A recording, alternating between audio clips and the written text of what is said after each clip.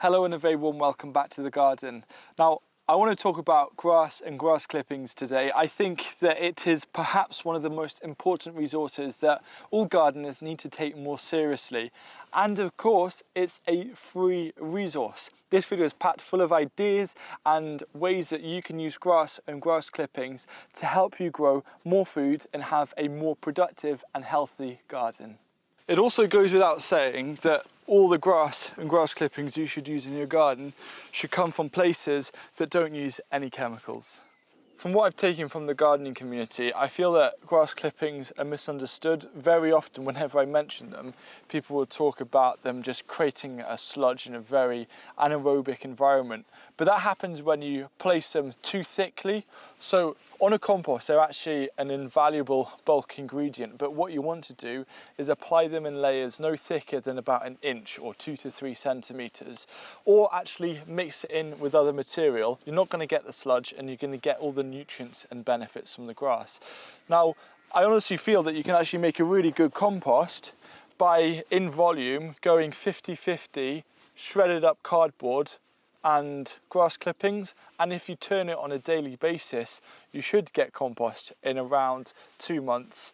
And it's just a really simple free way of creating a bulking compost for your beds. Grass clippings are usually seen as a nitrogen rich compost material, also known as a green material, and things like cardboard are carbon rich materials. However, you can actually turn your grass clippings into a carbon material by drying them out. Usually if you have a few nice days, or if you have a polytunnel, spread out a tarpaulin or even some cardboard and then loosely sprinkle grass clippings over there. Flip them over once or twice a day. It's quite labour intensive, but you can actually make, if you've got a big enough area, a lot of brown material, which I usually actually find the hardest to get a variety of. But then suddenly you've got, using grass clippings, a brown material for your compost bin. Next up, we're going to explore the multiple mulch options of using grass in the garden. The two core benefits that you can get from mulching with grass clippings in particular is weed suppression and moisture retention, and then of course it's going to add organic matter to the soil. But if slugs aren't a worry or aren't an issue for you, you can mulch your plants, and here I'm mulching purple sprouting broccoli with around 2 to 3 centimeters or an inch of grass clippings, just like the same layer you would apply on a compost. Now, if slugs are a concern, you can still mulch with grass clippings, but what you want to do is just barely cover the surface. So aim for a mulch of just under a centimetre or just under half an inch. And yes, it's not going to suppress as many weeds, but it's still really going to help to create a nice layer of insulation to retain moisture. For me, I'm not so worried about slugs, so what I like to do with grass clippings is create that thicker inch layer to put around my plants, and usually it's easier to do when the plants are smaller rather than having to rummage in and around. But this is just such a great way of eliminating any kind of weed issues, keeping in a lot of water, and then when it breaks down, it's going to provide organic material to the soil, and that turns into soil organic matter. And a single molecule of soil organic matter holds on to 4 molecules of water. So this is going to also help improve the long-term water retention of the soil itself. I'm actually using this mulching method for my container grown potatoes. Here my main crops are palmeras, and you might have seen that video already. But basically it's plant the potatoes and then stick a load of grass over the top. These have now broken down to a bit of a thinner layer, but it's looking really good. What I'll do in perhaps 2 or 3 weeks is go around and just top them up with another centimetre. But it's my hope that using this method, and with how good it is with retaining moisture, I won't actually have to water these at all. So another really cool thing about using grass as a mulch is that it actually makes watering a lot more efficient and effective. So the issue with just having soil or compost is that if it's quite dry, what can happen is that rain falls and then it actually runs off rather than going deep into where the roots are. So what what the mulch actually does, these are broad beans which are mulched with grass clippings, is that it actually captures the rainwater and slows down the process and allows it to then gently go down into the roots. So instead of, if you have suddenly a lot of water and it runs off, what happens is that the mulch allows it to go down and stay down. You don't just have to stick with grass clippings for mulching. I've just been chopping down some of the longer grass with some shears, and this stuff is great actually for mulching around your perennials. This is a fig here, and I'm just going to place a nice thick layer around the fig, and that there is such an easy mulch that's going to help it hugely. Now for what I think is actually the most exciting potential that grass can bring to a garden and for growing food. And what it involves is creating a Jadam organic farming amendment called Jadam liquid fertilizer, or JLF for short. I will introduce Jadam properly in a future video and why it works so well with the whole project leaks that we're doing on this channel. But the founder of Jadam, Mr. Yongsan Cho, in his book mentions how grass and crop residues make fantastic liquid fertilizers.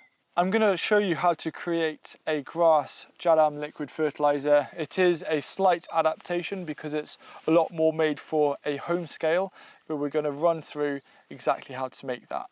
Last growing season, I started making Jadam liquid fertilizers, and grass is one that I'm really trying to focus on this year, and I can see it playing a really important role for this space. So according to Jadam, a Jadam grass liquid fertilizer is pH neutral, helps with balanced growth and should be applied throughout growth. So my take is up until kind of flowering or fruiting stages for plants. Obviously it's going to contain a lot of nitrogen, being grass, but it'll also contain a respectable amount of potassium, phosphorus, and also some calcium. Now let's run through how to make grass JLF and then how to apply it.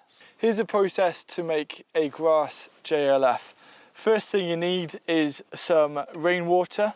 Then I've got this is actually some leaf mold from under an old tree.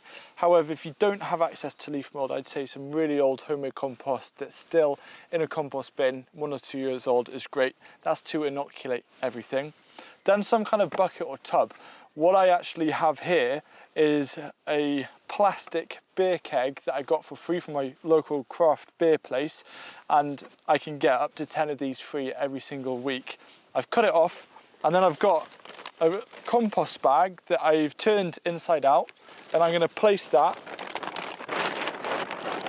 inside, because what that does is help exclude the light, because light isn't always the best thing when we're doing a fermentation. The microbes aren't as happy with it coming through.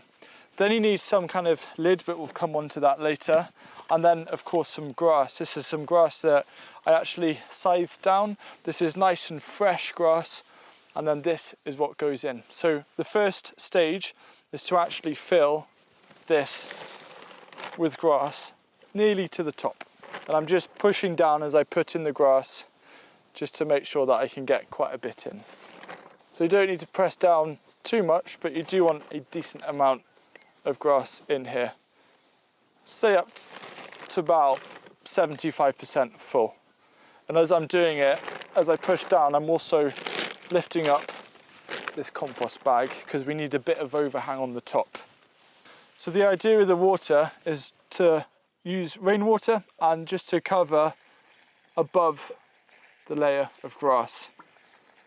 In this old beer keg, we'll be able to fill it with the equivalent of around 25 litres of water. Obviously it's not going to be as much with all of this grass in. So that's nearly full now. I'm just pressing it down. Grass will float, but that's absolutely okay. I'm really happy with this layer.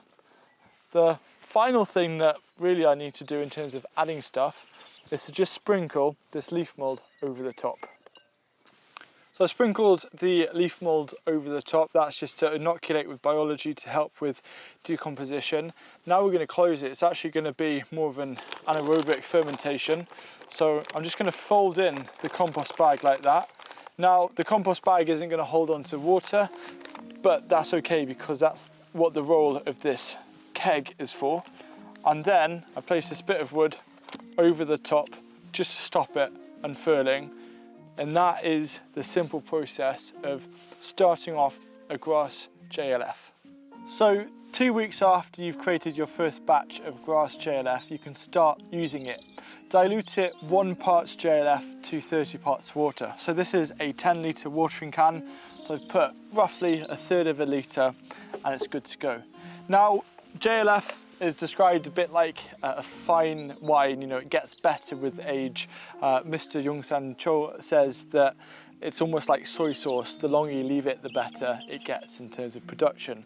So after 2 or 3 months, you then want to start diluting it 1 to 100. And then you can even keep it going for a year, 2 years. That's when you start diluting it 300 to 400 to 1. It just gets stronger and stronger with age.